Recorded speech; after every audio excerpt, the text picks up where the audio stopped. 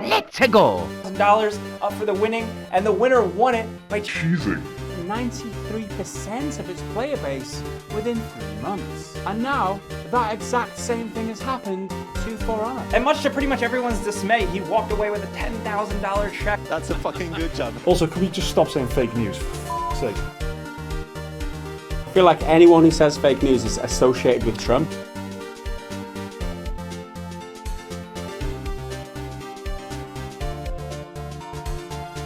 One person says it enough times and then everyone is Objection! Tell the truth. Tell the truth. Or at least don't lie. That's a start. Fake news is a fine term, like anything else if used accurately.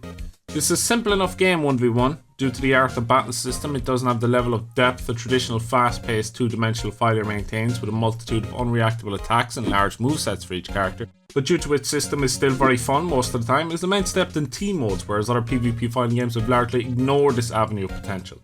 You'd think that there would at least be a degree of consensus of what the game is and how it works after 2 years, but you'd be wrong. It's bad enough in this community with players not knowing why console is the way it is under the assumption it's due to FPS. Rude and insistent comments about balance with no high level experience or knowledge, calls for balancing the game around the lowest common denominator with slow reaction times, and massive misinformation spreading how every hero works, how strong or weak they are, why that is. Across YouTube, Twitch, Reddit, Twitter, Discord and whatever the fuck forum you can think of and to top that all off, Ubisoft has failed to produce any good content in-game which would allow players to learn good information. If they don't know how to correctly go about adding this to in-game, then get players who know how to play those heroes. For fuck's sake, the in-game tutorials are still dog shit almost 2 years after launch.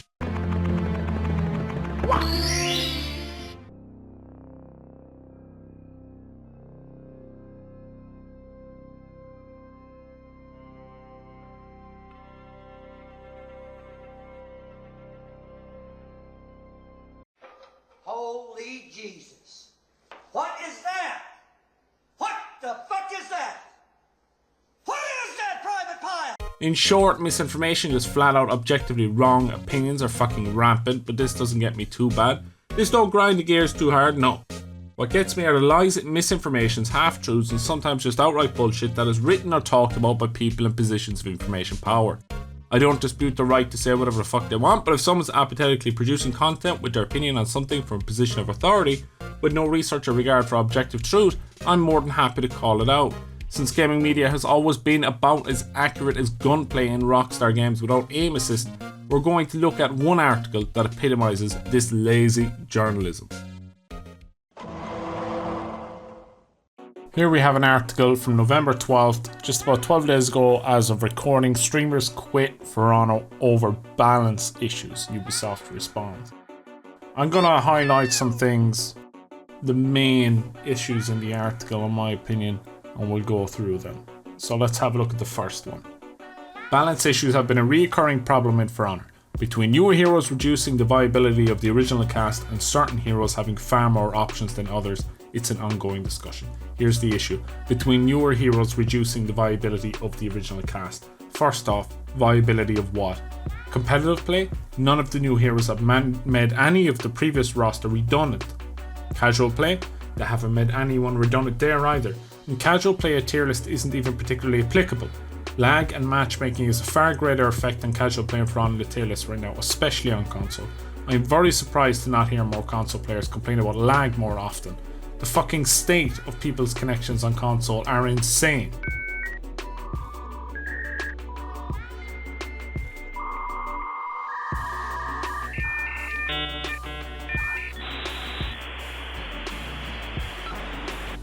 Anyway, it's off topic. The heroes that were viable for competitive play before Matching Fire are still viable now, and the ones who weren't aren't.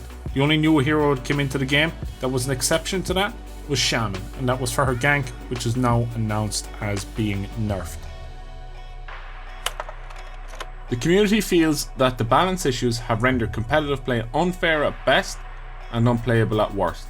First off, the general community gives little to no fucks about competitive play. There's still a bizarre stigma on playing high level For Honor. It's a very weird situation. No doubt stemming from haphazard media coverage following that 10k tournament way back when. Break into a wall splat side like combo thereby clutch. And another Stampede charge there And again. the full Stampede charge will make sure that he's out of stamina, tries to catch him with the guard break there to get the full punish, but the Stampede charge once again is going to make sure that he's out of stamina. Side light's going to connect as well, and now Lorenzen finds himself in a lot of trouble. Another Stampede charge is going to connect the light as well. Oh, he lets a light rip of his own. One hit for both players. He's going to catch the side. Misinformation and misunderstanding of what competitive is in For Honor, what it looks like, the history of it, and what it actually consists of from back then to its current state. Views for competitive and high-level playing For Honor are low in general, and people prefer to base their viewing on personality or content package preference rather than quality of gameplay. There's nothing wrong with that. People can watch whatever the hell they want, but to say they feel this way about competitive play is incorrect. The community does not know what goes into competitive play by and large. The people who actually are pissed with competitive play are former and current players who try to participate or aspire to participate at that tournament level. They are not pissed because it's unfair or unplayable. They are pissed because the meta was left to stale, has had practically none to little in-game support, and of all the avenues of For Honor where communication is put on a pedestal by developers, when it comes to competitive play, improving in that scene, making it vibrant and fun for all of the community to check out or participate in or watch or organise or whatever other way you can engage, and making it the highest level of For Honor, fun and healthy meta, Ubisoft goes dark on this. Content creator Illustrude stated in a recent video that he will no longer be releasing content on For Honor. Now, I know Illust for being a YouTuber more so than a streamer. I haven't been to his streams, but I'll ignore labeling here. The assertion he quit is just flat out wrong and disrespectful to the content creators. He did not say this. He said he would no longer be doing regular For Honor content and will explore other avenues of content creation due to his dissatisfaction with the game state. And if he does produce content on For Honor, it will be community orientated discussion. Not at any point in the video does he say he's quitting For Honor. The video that's actually linked here in the article as evidence of that. You could put it out for the people. I won't leave this game. I won't leave you guys hanging, but I will not put forth the effort into For Honor anymore. This game simply doesn't deserve it at this point. It's what I have for you guys, man. He stated he will be making content on other things now too. This is different, and to illustrate it as quitting the game is misrepresentative in order to sensationalize the headline. I reached out to Illust for comment, and he has confirmed he is on hiatus from the game until a later time for 2019 updates and Harbinger updates, which he will try and check out. Streamers Kenzo and Malicious have quit as well, citing similar reasons. Mully used the word quit in his video. What's going on? It's more just, I just want to give it time to grow into what the developers keep promising it to be. So I think the labeling here is fair, as the man himself used it, but regarding Kenzo, all it takes is simple Twitch or YouTube search and you can see he's producing For Honor content in the form of a stream or video almost every 2 days since the release of the article.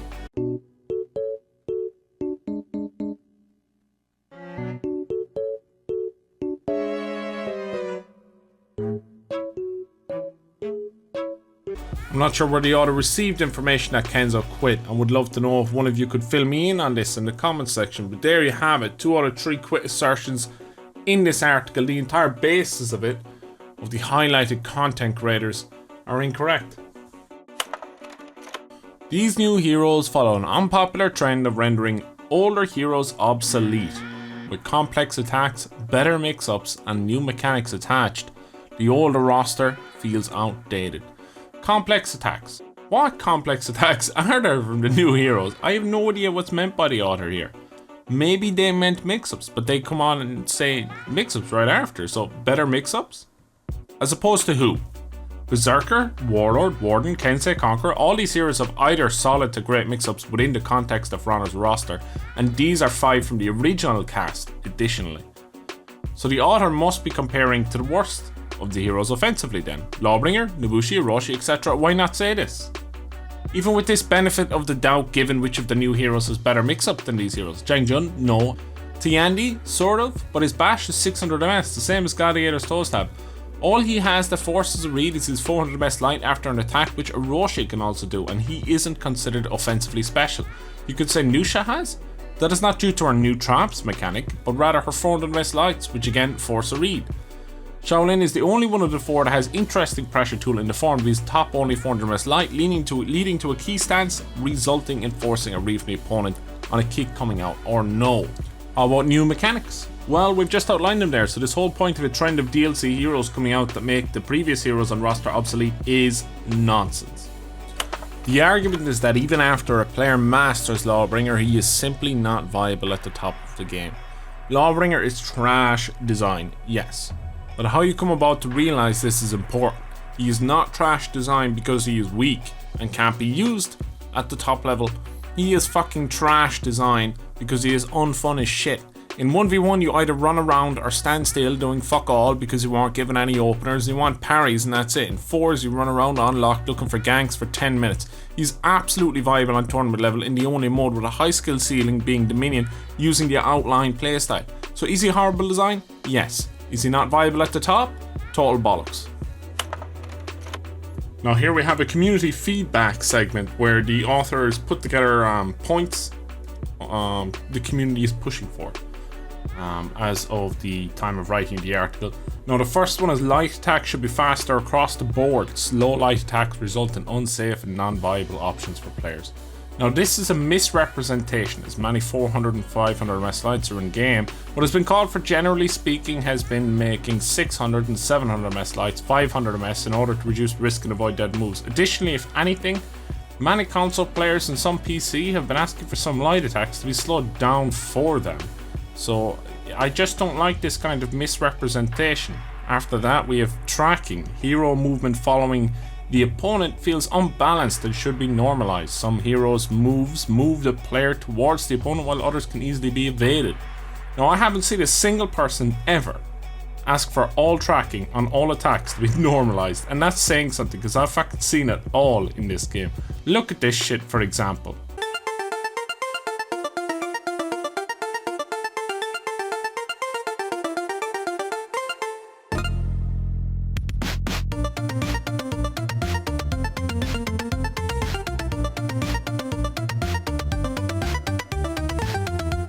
Players should also be able to activate Revenge during CC, crowd control, moves, as there are currently many ways to circumvent a player with Revenge. I see a minority of players looking for this, but it's rare. The reason being is if you can pop Revenge at any given moment, irrespective of what's happening, then no matter what while being ganked, you are in total control. Outside of competitive play, anti-ganks are relatively easy. The vast majority of good players can play MM and go around anti-ganking most of the time unless the matchmaking fucks them over. Why would anyone gank then? What's the point then of CC moves like Raider Charge, Impale, Shigoki, Hug and more? Let the fuckers 1v1 with honor. Everyone can just fucking 1v1 and take turns every game like a bunch of fucking morons in a team-based objective game mode. To perform ganks at a high level, you have to coordinate setup in order to confirm it while an opponent is actively attempting to prevent that.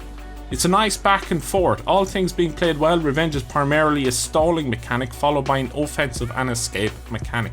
A popular example of the above is a comparison between Superior Block, an ability that both Warlord and Conqueror have. Conqueror's ability allows him to be fully mobile, giving him tons of holding power. Warlord's in comparison requires him to stand still. This has been widely considered not only unfair but wholly illogical. Both heroes are heavy classes, yet only one of them can move while using a fairly hallmark heavy ability. Such examples exist in dozens across popular feedback. Now this needs to be unpacked. Like, what is even being said here? The two moves being compared to totally different things on different heroes that do different things. One is a superior block on a dodge and the other is on a light attack. The author goes on to say that it's illogical that Warlords means he has to stand still. Why? No reason is given. I mean, we could give him the benefit of the doubt, and what he is trying to say is that Conqueror's defensive option selects are overpowered in comparison to Warlord, but why not just say that? That is very much true. Instead, he says that it's unfair because Warlord can't do it and other heavies can. Other heavies can superior block on their dodge. Where are these heavies? Shigoki? Jangjun? Neither of them have superior block property on dodge or on any attacks. This is just absolutely bizarre, and I have no idea where it comes from. Like, no, it seems like there is no research done here at all on For Honor. I don't even know what to say at this point, to be totally honest. Alright guys, I just want to finish this video off the cuff. No script. I would like to say that I'm all for criticism where criticism is warranted, but I think criticism is wasted in For Honor. It's wasted.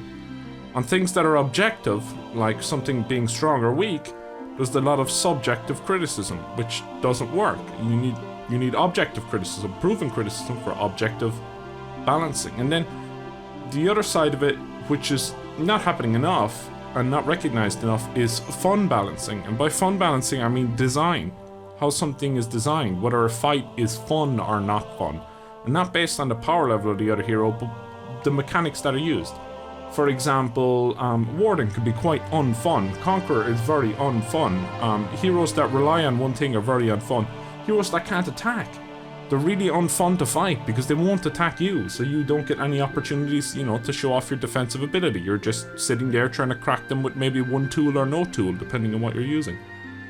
And there's just, I feel bad that there's a lot of misinformation given to people that, you know, they take it as true. They take it as true because they saw it here, there, or somewhere.